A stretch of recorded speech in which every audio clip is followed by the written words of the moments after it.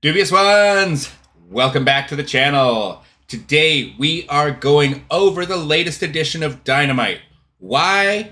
Because this was a huge, very important Dynamite for AEW, because this is coming off of the NFL draft where Tony Khan was full neck braced up for the entire draft. We covered that on the channel, how hilarious his antics were, selling the injuries from the Young Bucks, giving him the Meltzer or Tony Khan TK driver, and all the fallout, all the ridiculousness that followed. And I thought it was absolutely hilarious last week, and I do think all that publicity is going to mean some more eyeballs on the product this week. We will have to wait and see for the ratings to come out, but we are going over this amazing edition of Dynamite. I really truly enjoyed it. So let's get to our review here. So we started out with our opening segment. AEW started with Tony Khan explaining why he's stuck in Jacksonville, producing the show from there, as with his injury, he's unable to travel, and then he gets cut off by the Bucks in the production truck, stating, "Oh, sorry, Tony, we lost connection." And then they addressed why they weren't fired, which I thought this was a very good attention to detail, as people like Jim Cornette and many others brought up, why did they fire CM Punk if Tony Khan was in fear of his life because of a possible altercation, but then the Young Bucks, nothing's going to happen to them after they genuinely assaulted him on live television? Well, this is, to me, was at least them addressing that and bringing it to the forefront. So I appreciated that small attention to detail there, where they said the reason they weren't fired for their attack on Tony Khan is that they have ironclad contracts.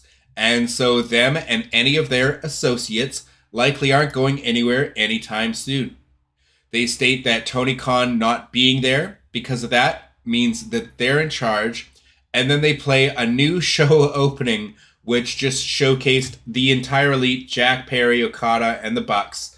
And there was no other wrestlers being showcased in the intro. I thought it was cute. I personally really enjoyed that. As we could see, we got the Bucks in the production truck up there. I thought it was a really cute little segment. But then we got a really important segment, which to me was what should have been possibly the opener to last week's Dynamite. After we got to see, right after Dynasty, we got to see the new AEW World Champion Swerve Strickland come out to a huge reaction here in Winnipeg. They are in Winnipeg, Manitoba, for this big edition of Dynamite.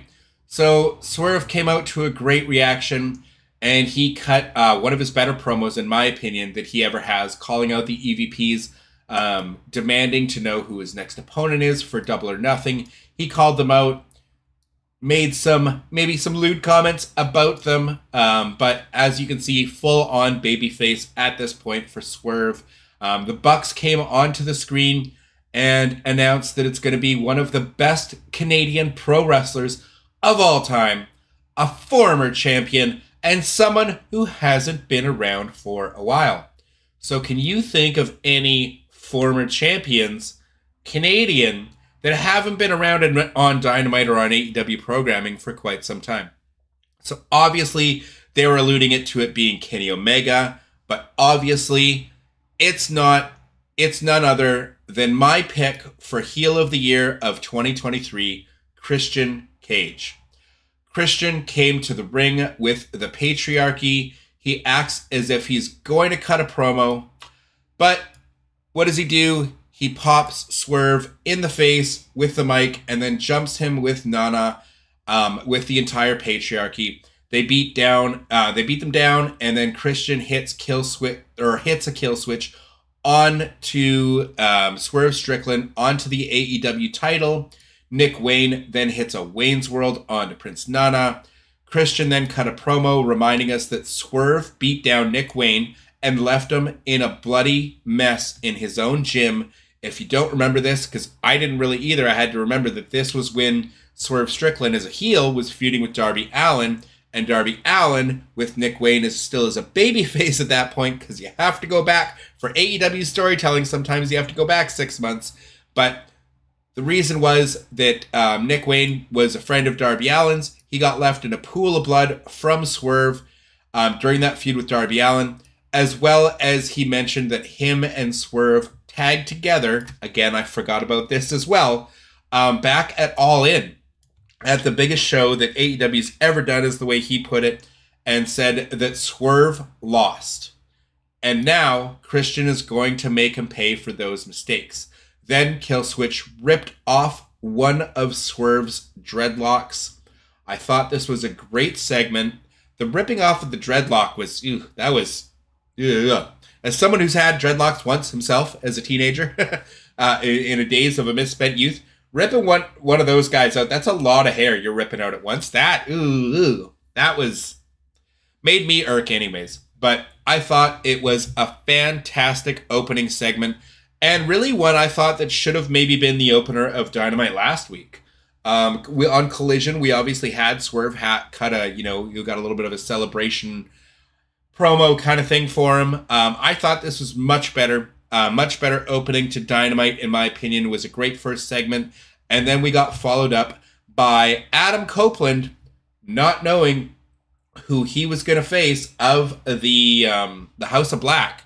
And under the Black rules for the TNT title, we got Adam Copeland and Buddy Mathews, which on paper might not be the biggest headline match for an Adam Copeland, but my goodness, Buddy Mathews can get it done in the ring. And when they say this is where the best wrestle, they really mean it. Like, there are so much incredible, like an embarrassment of riches as far as talent goes in ring from AEW. They don't have the greatest promos in the business all across the board, but they have definitely the best wrestlers on the planet. And Adam Copeland came out against the House of Black. Obviously, they had the mystery, who's it going to be? Once we found out it was Buddy Mathews, they had a hell of a match, beating each other down. Buddy Mathews at one point started coughing up blood, but then they had the doctors check on him. They let the match continue.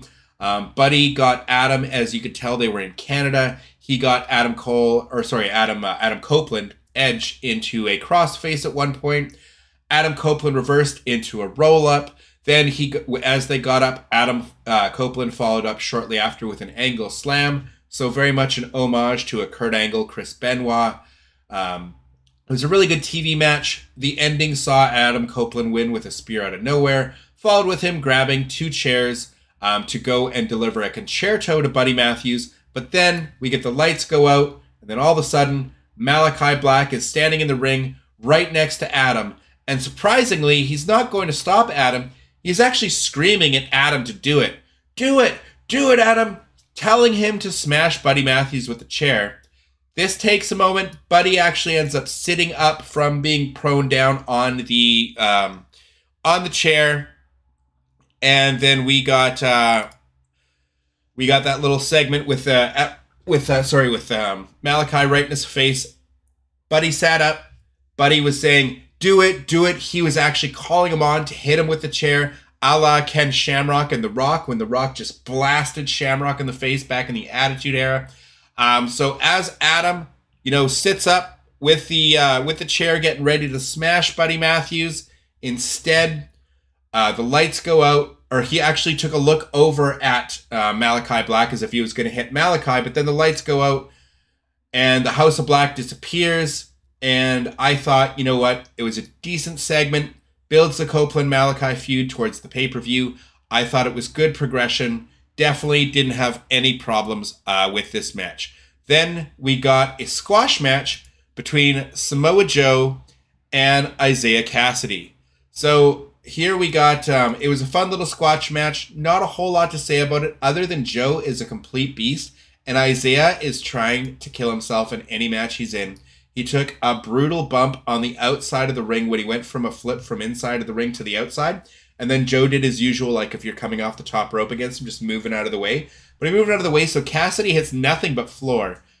I'm sure he's going to be feeling that one for a few days. But then Joe hits a muscle buster in the ring, and that was all she wrote for that. Then we got followed up with an Orange Cassidy promo, cutting a promo on how Trent nearly killed his buddy Chuck Taylor, possibly ending his career. Trent comes out on the staging on the ramp, and Orange obviously ran up the ramp to attack Trent. Security and Chris Statlander had to try and hold Orange Cassidy back. Then Don Callis came out of nowhere, which is super strange. Don Callis comes out and whispers something in Orange Cassidy's ear, and then Orange walked to the back with Don Callis. So this obviously looks like it's setting up a potential Orange Cassidy heel turn. Maybe they feel they've done as much as they can with the Orange Cassidy character as a babyface with his run over the last few years. I think an Orange Cassidy heel turn could be something really interesting for him, and it gives another opponent for Will Ospreay, as he seems to just be wrestling everyone within his own faction. So maybe all Don Callis is trying to do is find another interesting opponent for Will Ospreay, which, by the way, I would be super fine with. Orange Cassidy and Will Ospreay would have an incredibly interesting match. I think that would be super fun to watch, so we'll have to stay tuned for that. But then we get going to the back. We get Renee interviewing the Bucks / Jack Perry. The Bucks say, we've had enough time on screen tonight. We're going to pass this over to Jack. Jack defends his actions against Tony Khan, explaining why he made the sacrifice in ring and why he was, making the sacrifice, being the scapegoat for the company, as someone had to do it. And now we're entering a new era that is under the Elite, or a new AEW era under the Elite. This was then followed by a Jericho Shibata FTW title match, which, Shibata, if you're not familiar with, an incredibly hard-hitting individual from New Japan Pro Wrestling, was one of my favorite wrestlers all throughout any of my watching of New Japan over the years.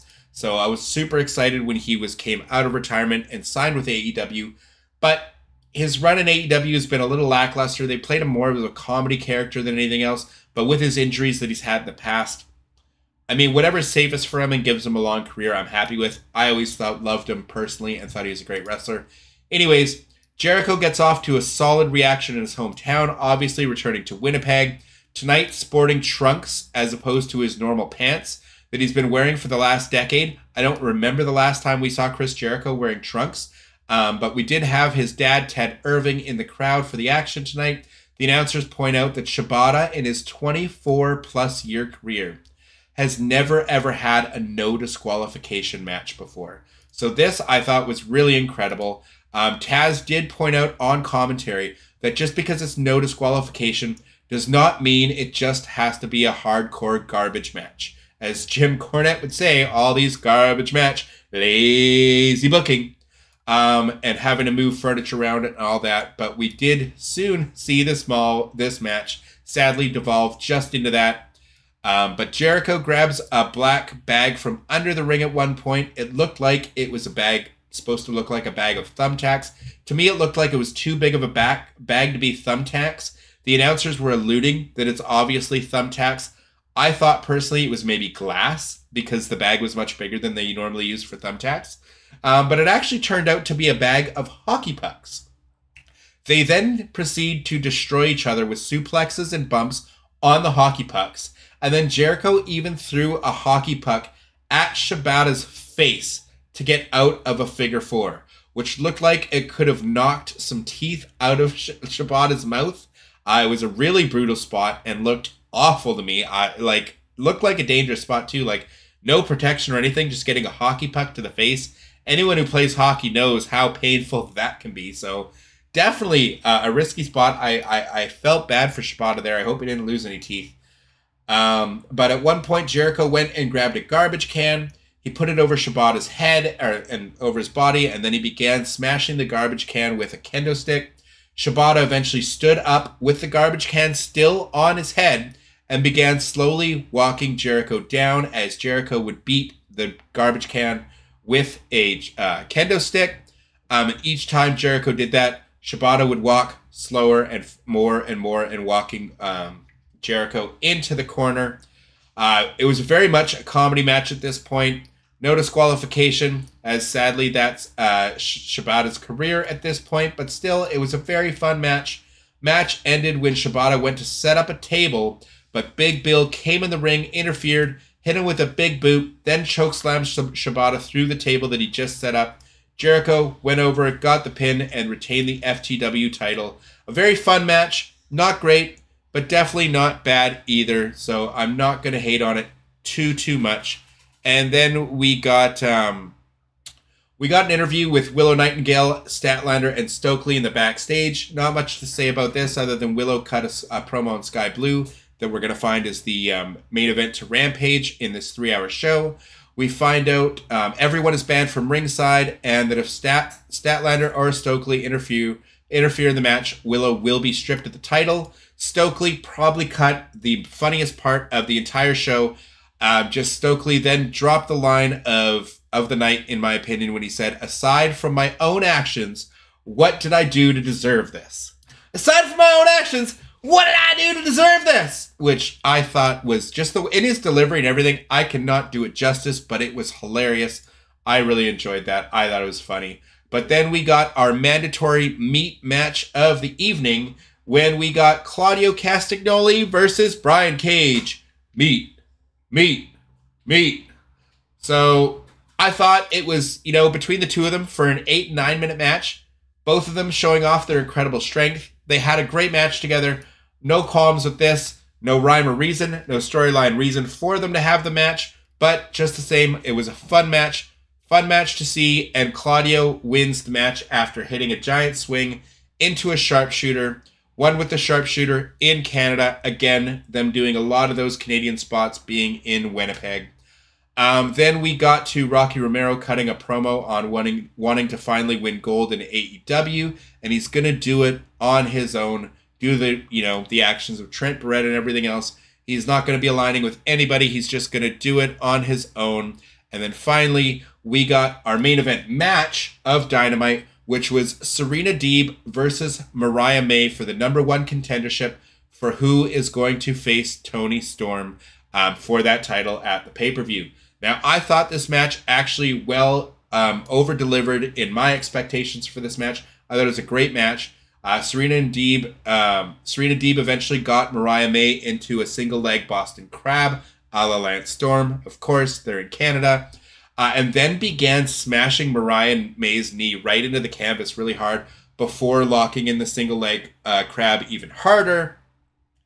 And then Toni Storm eventually, as Mariah May didn't want to see her in pain, threw in the towel, potentially setting up some dissension between her and Mariah in the future. As we know, this was #1 contenders match, so that throwing in the towel there, costing her opportunity, but seeing her in pain, doing it for the right reasons, definitely potentially setting up some storyline in the future there, which I look forward to.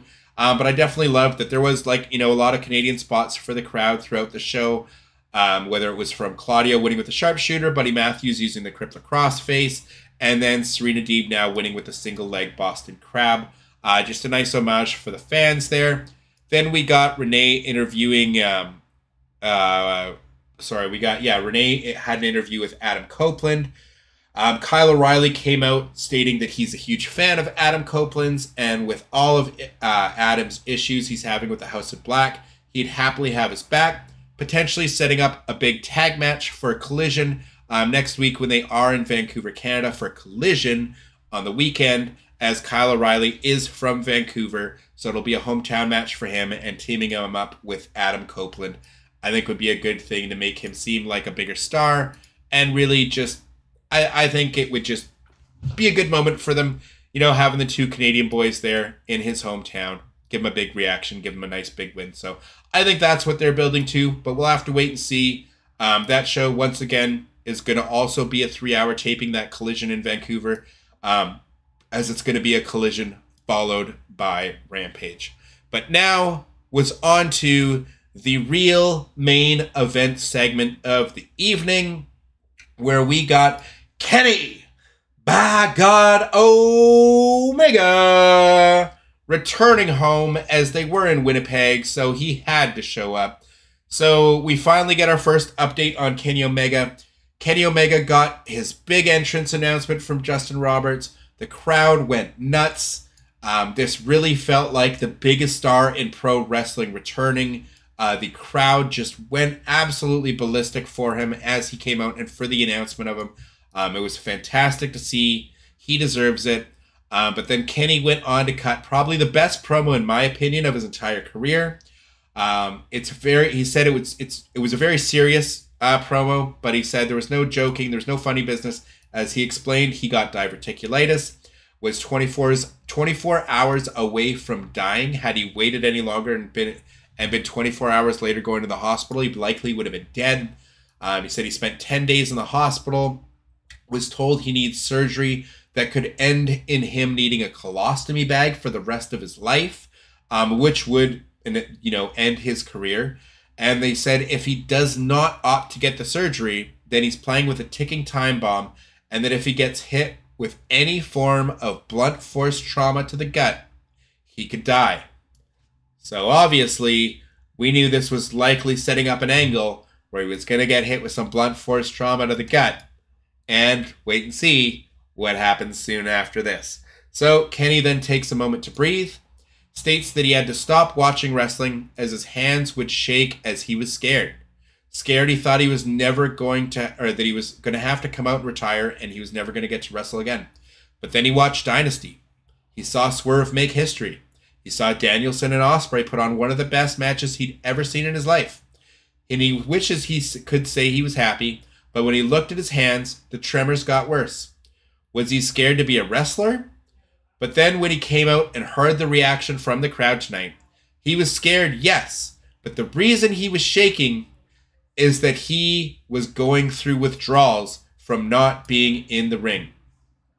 He hated that he feels he's already been forgotten, so he made a promise to himself. He's going to do whatever it takes to come back, and he called out the Bucks, told them they're not the only EVPs, and then he goes on to state that that a part of the power of the company belongs to the best bout machine. And then Okada's music hits. This, I cannot do it enough justice, was absolutely amazing. And as soon as Okada came out, getting that reaction in Winnipeg between seeing Okada and Omega in the ring for the first time in AEW face-to-face, or the first time I can remember. They might have done it for one of the prior pay-per-views, but I think it's the first time they stood face-to-face to each other in an AEW ring. And the fans were chanting, "Holy S!" just loving it, absolutely going ballistic. And he told Okada to give him a couple of months, and they'll settle their rivalry here in an AEW ring. Okada says, "I'm sorry, Kenny, but I am the best bout machine now." Then Jack Perry slid in from behind, knocks Kenny down. Okada slides out of the ring, grabs him a chair, but Kenny was able to duck a chair shot from Jack Perry, hits him with some strikes, then hits an amazing Snapdragon suplex, in a suit no less. He then set up a V-trigger, but Okada trips him, and Jack Perry nails him with a chair shot right in the diverticulitis. The Bucks come out pretending to stop the beatdown. The fans were chanting for Kenny. The Bucks pull him up just to hit him with the V-trigger. The EVP trigger. Okada then sets up the Rainmaker, but FTR ran out to the ring to stop the beatdown and make the save. And then Dynamite went off the air with the medical staff tending to Kenny Omega. As far as Dynamite went to this point, I thought it was a fantastic show. It was a great response after all the fun they had at the NFL draft. Tony Khan making, an ass of himself at the draft with the neck brace and everything else.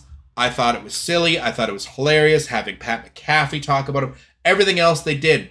This got a lot of press. Kenny Omega got a lot of press plugging Dynamite. I think they're going to have a bump in the numbers from that. I hope they do. And I hope people stuck around for the show, because I thought it was a great show, and I thought this segment in particular definitely carried the show. It was amazing. Kenny Omega, again, cutting the best promo of his career, showing why he's one of the best in the world. This roster has an embarrassment of riches, and I absolutely loved it. But then we get past the beatdown angle, and then we open Rampage, continuing from where we left off. And Rampage started with the medical staff still tending to Kenny Omega. He got stretchered out of the arena. As soon as they got backstage towards the ambulance, then what happens next? We get the Elite attacking the medical staff, taking out FTR, and then finally making their way to Kenny Omega. They flip the stretcher over, and Kenny's selling as if he was dying. This was incredible. Fantastic follow-up. Keep the viewers in for Rampage in that 3-hour block. I thought this was a great start to Rampage. And then we got to the opening match on Rampage, which was Jay White and the Bang Bang Gang coming out. One of my favorite entrances in AEW. I love the camera pan. I'm a big fan of these boys, but it was Jay White against who I still consider a jobber. Top Flight's great. They're great at flipping around, but I still consider Dante Martin a jobber, regardless of what AEW's done. But Jay White did have a good match with Dante Martin. They did have a fun match. And, I don't have much to say about it other than Jay White hits the Blade Runner, wins the match, then attacks Dante post-match until the rest of the Top Flight come out, and then the Bang Bang Gang scatter. We then got a backstage interview with Deonna Purrazzo, followed by a video package for Roosh, and then we got another, what felt like one of 3,000 backstage interviews today, as again, one followed by another. Ton of these tonight, but that's okay. Not hating on it, but maybe just space out where you're doing the interviews. Maybe do some of them in the ring, some of them on the ramp, just so it's not always on the same set. But that's really my only qualm with this. But we got an interview with Renee interviewing Big Bill on why he helped Chris Jericho. Jericho then came out smiling ear to ear, playing a fake babyface, giving love to Shibata, stating he won because of his hometown fans cheering him on. And he then states that he's going to take Big Bill under his wing in the learning tree. We then followed that with a solid match between Kyle O'Reilly and Rocky Romero. Kyle O'Reilly won with a surprise transition roll-up. Obviously, they have to try and heat Kyle O'Reilly up somewhat because he's coming into his hometown of Vancouver, Canada in a week and a half from now at Collision. And he's really the only star they have from Vancouver. They also have, I believe, Taya Valkyrie, who's from Victoria, BC, so another hometown girl. We haven't seen much of her lately. Hopefully she's on the show. I mean, she is local, to BC anyway, so I'm assuming they'd have her on the show. We'll have to wait and see for that. But then we get another wonderful backstage promo. This got to be number 5,000, but this one I did not hate, was between Saraya and Cameron, who cut a promo on Tony Storm. Thought it was a fun promo. And then we had another backstage interview with the Undisputed. This one with Roderick Strong. We had Roderick Strong just stating that Will Ospreay better unretire the Tiger Driver 98, as he's going to need all his tools to beat the Messiah of the Backbreaker.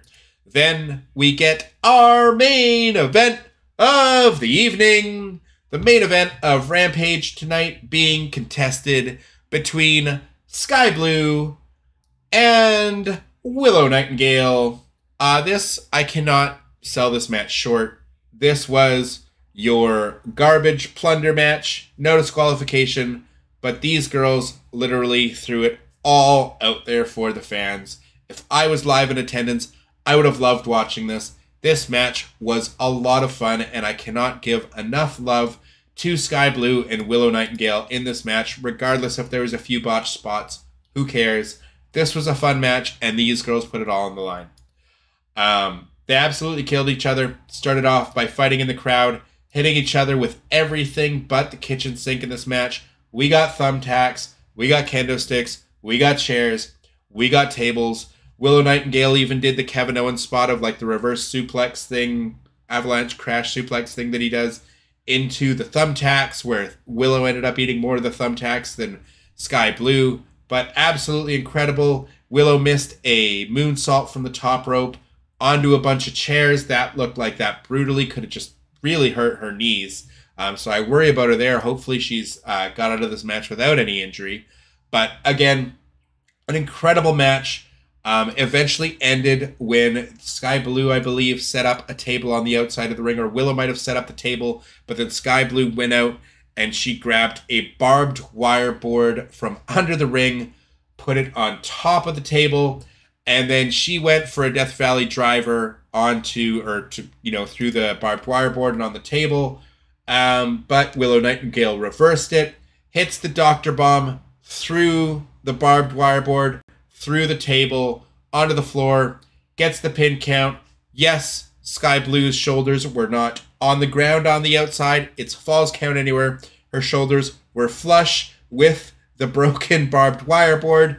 Good enough for me. 1, 2, 3. Willow retains the title. It was an incredible hardcore match and a great Rampage main event, in my opinion. I love this show. I thought it was great. I thought it was a fantastic follow-up to everything that we got from this past week, where Tony Khan, all through the NFL draft, was plugging Dynamite and Rampage. Got a lot of press for being in the neck brace, the whole thing. I thought this was a great return for Kenny Omega. I thought that whole show-long themed Elite, taking over the show and everything was fantastic. I like what they're doing with the Elite, with the Bucks, with Jack Perry, with Okada, with like them being heels and everything and taking over the show, and then Kenny Omega standing up saying, I have power too, setting up 2 future feuds, one once he is healthy. I'm very happy for that. I thought it was a great show, but dubious ones, let me know your thoughts down below in the comments. What did you think of the show? What was your match of the show? For me, match of the show had to go to Willow and Skye Blue for just putting it all on the line there. Just absolutely delivering in that main event. I thought the Brian Cage and Claudio match was fun as well. Shibata Jericho was also a fun match, but I just really enjoyed the whole show. I really did, start to finish. Wasn't the greatest Dynamite in the world, but it definitely was far from the worst. More than just a paint-by-numbers show. So I definitely really enjoyed it. I hope you all did too. And dubious ones, I will catch you all in the next one. That's going to do it for this one. Peace. Make way for